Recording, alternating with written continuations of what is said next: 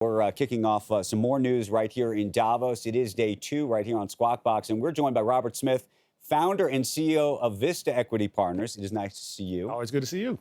About a million questions about private equity, about the Trump administration, about AI, but why don't we just start with what you're hearing on the ground? I know you've been here now for about 48 hours talking to just about everybody. What's the biggest little lesson that you've heard behind the scenes? Yeah, there's a lot. I think one of the most important reasons why I'm here is we completed 15 months ahead of schedule our EDISON Alliance phase 1, where we basically back in 2021 said we want to digitize and bring 1 billion people online, and 320 efforts, 200 partners, what we call champions, and we accomplished that. Now we're 1.2 billion people, 15 months ahead of schedule. And so people talk about, well, why do you come to Davos? So this is one of the major initiatives that you could not do without the sort of support that you get here, the type of corporate partners, international partners, again, 200 champions from around the world that actually made this happen, that bettered the lives of so many people. Now we got 2.5 billion people more to go. And so we're launching the next phase, which will be for digital AI in these places, using AI in these environments, Africa being one of the central places we want to focus on. So that's what all very cool. Yeah. As an old friend of mine says, give me the tea. All right. Give me the tea. All right, here's the tea. The goss. Okay. Give me the goss. Couple things. One, of course, Gen AI is all the talk. And, you know, is it hype? Is it real? Is it fiction? And you're hearing perspectives and different ends of it. I can tell you from us, we have 89 software companies. We are making the hard pivot to Gen AI, all of those companies. Then Gen AI enable all of those companies. The productivity measures that we are seeing are astounding. They are staggering. And to a great extent, will create a lot of productivity benefits for not only our companies, but our customers and customers' customers. So, okay, but where are we? So I don't know if you heard Mark Benioff before. I didn't, but I know Mark, so I see him. But, you know, there's two sides to this. There's Dario, who was on from Anthropic yesterday, talking about AGI a couple years out that's going to change the world. I mean, revolutionize everything. And then you have Mark saying that Microsoft, and we're going to have Satya Nadella here later, saying that, you know, Microsoft Copilot is like Clippy. And so where are we? Yeah. So while I'll say somewhere in between, I think it's unfair what he said about what they're doing. Microsoft, they have some phenomenal technology in their foundry and how they're driving that. You know, look, you're not going to see everything tomorrow, but I will tell you the productivity measures and things that we are seeing with them and others. And Dario came and spent some time with my CEOs, all of our CEOs, to talk about where we are. We use Anthropic, not surprisingly, OpenAI, and a lot of the other systems out there.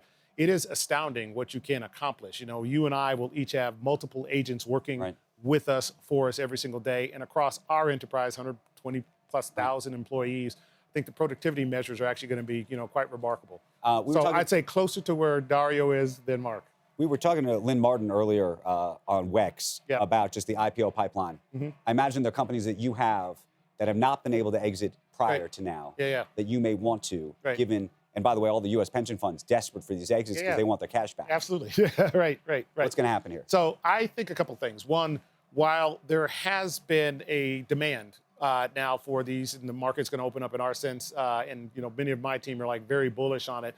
What has actually occurred with the new administration is people think this is going to actually open up the M&A environment. So a number of strategics who were sitting on the sidelines, not wanting to get caught up in various forms of FTC, DOJ type activities, are now leaning forward and saying, all right, let's start now reinitiating talks. Now there's some business that you can start to sell. No question. But what about, you've been in the bolt-on business for a long time. Also, you know, Lena Khan was starting to look at, she didn't like that whole universe after a while. I know, but she's not there anymore. So that's over. Okay. Let me ask you about a major shift in the conversation we're having here. Sort of the end of the Davos man, the end of ESG, and specifically the end of DEI. President Trump, talk about making it permanent, literally wrote an executive order about the end of DEI.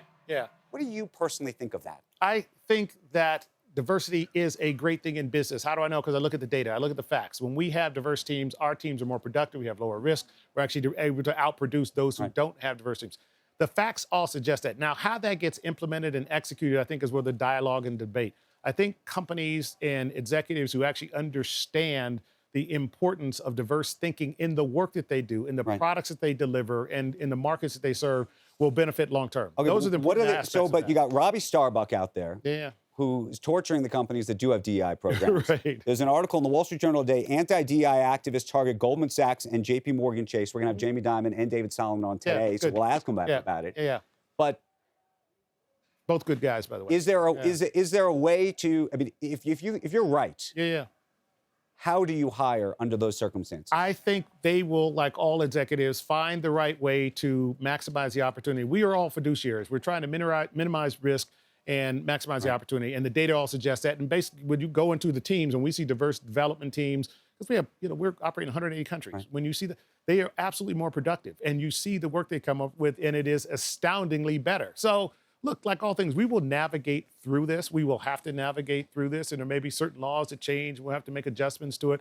But people will do the right thing, in my view, companies and good leaders and good executives, because they're going to want to attract talent and people. That is a longer conversation. I want to have you back. I do also want to mention you got a book coming out. It's a long time from now. It's in August. Right. It's about Martin Luther King. Right.